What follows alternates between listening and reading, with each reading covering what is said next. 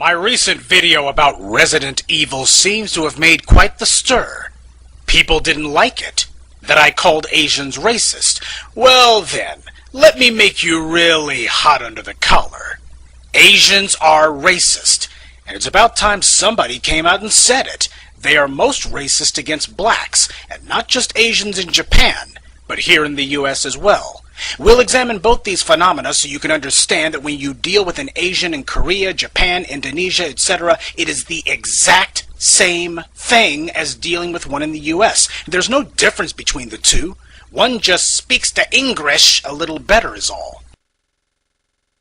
Asians have been in America since the Civil War, so someone please tell me, when blacks were petitioning every president since Lincoln to desegregate the military, where were the Asians?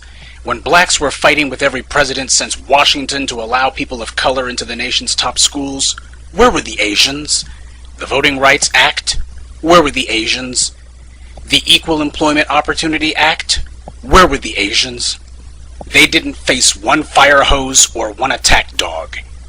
And yet, when I look at who is first in line for college admission, military promotion, public office, or hiring consideration, I see them. By the way, we're still waiting to hear you say thanks. Asians have benefited more than anyone else from the struggles of blacks, not just in the US but abroad, yet they are more eager to denigrate us than even the whites, even though they have less contact with us than whites, and what contact they do have is almost always positive.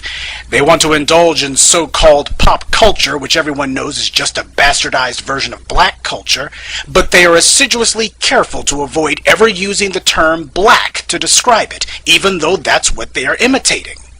Since China is the most populous Asian country, let's use them as a case study in Asian racial hypocrisy, and why they and whites are such good ideological buddies. During the 19th century, the Europeans decided that while they were carving up Africa, Australia, and the Americas, that China would be exempt from colonialism. They agreed upon what they called the open door policy. What it meant was that the white nations agreed that none of them would try to colonize China. Therefore, the door to China would always remain open. To the Europeans, that is.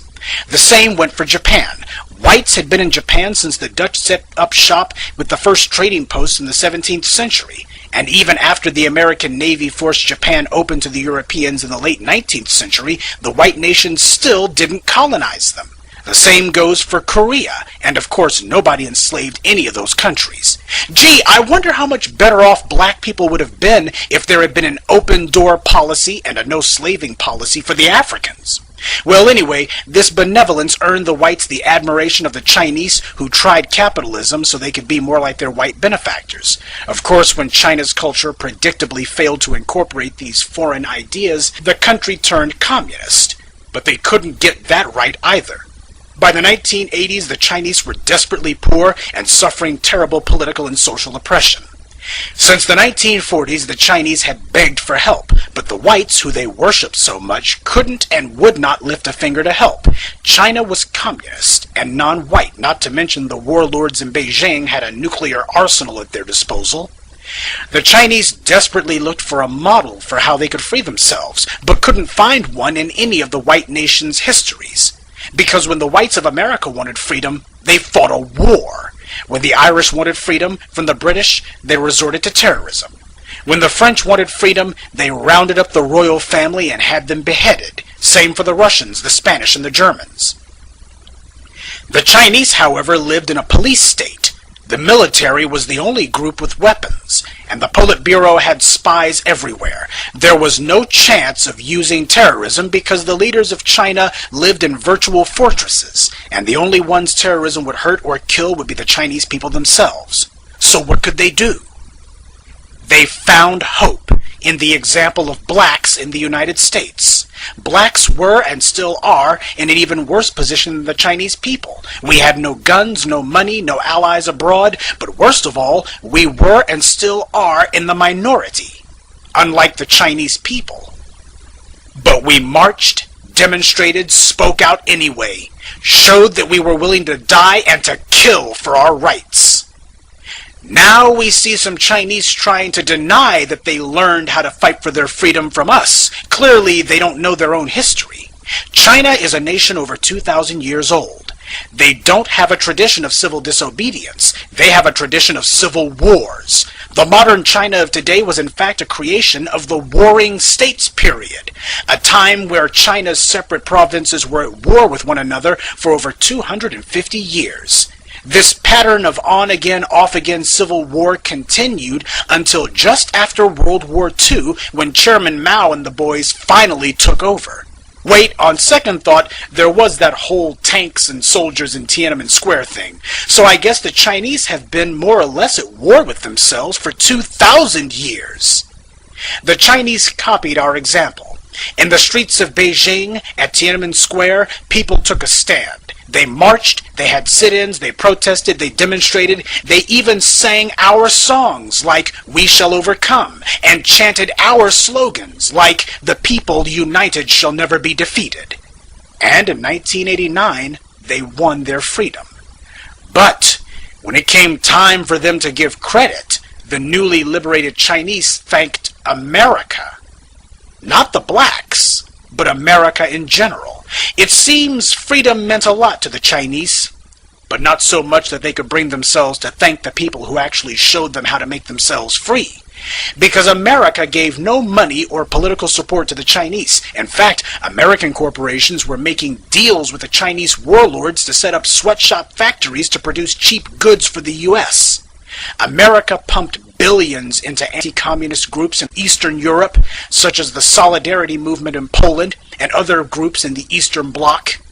This funding made it possible for anti-communist groups there to make political bribes, buy airtime on radio stations, set up shortwave radio networks, publish flyers, distribute literature, and hold independence rallies.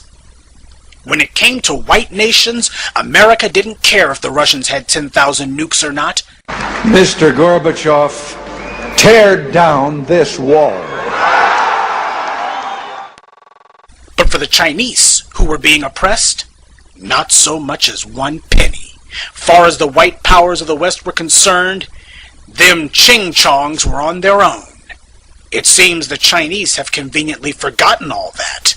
Now consider this. When the Olympics came to China, the Chinese started crackdowns in the areas where blacks went to clubs. They claimed it was because of drugs, but when that got disproven, they were forced to change the story. We taught those bastards how to get free. We helped them when no one else would.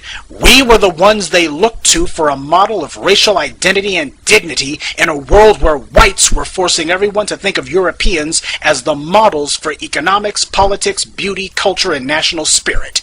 We taught them how to be proud of being who they were and not to waste their lives wanting to be white.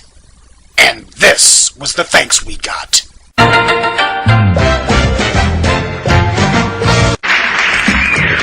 Good morning, nigga. Good morning to you, nigga. Damn, this stock market is one unpredictable nigga. Nigga. Hey, Mom. What you cooking, nigga? Your favorite, nigga. Chicken and waffle.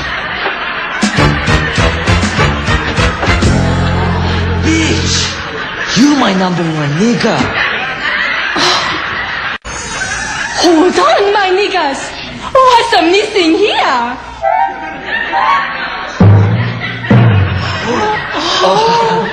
Are we some dumbass niggas or what? Well, I agree with the dumbass part. And this total disrespect is not limited only to Asians in China.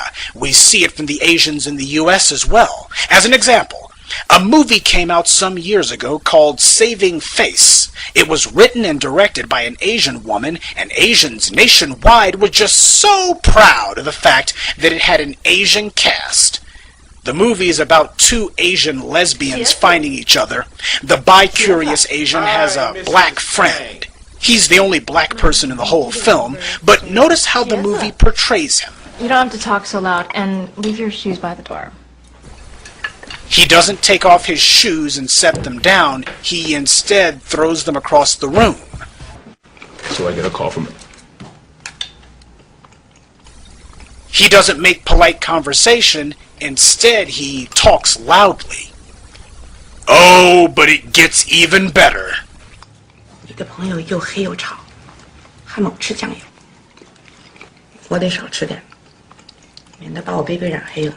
你也少吃点，脸上会长斑。Thanks. 他反正来不及。 Now, have you ever seen Asians talk about white people in such a way? Of course not.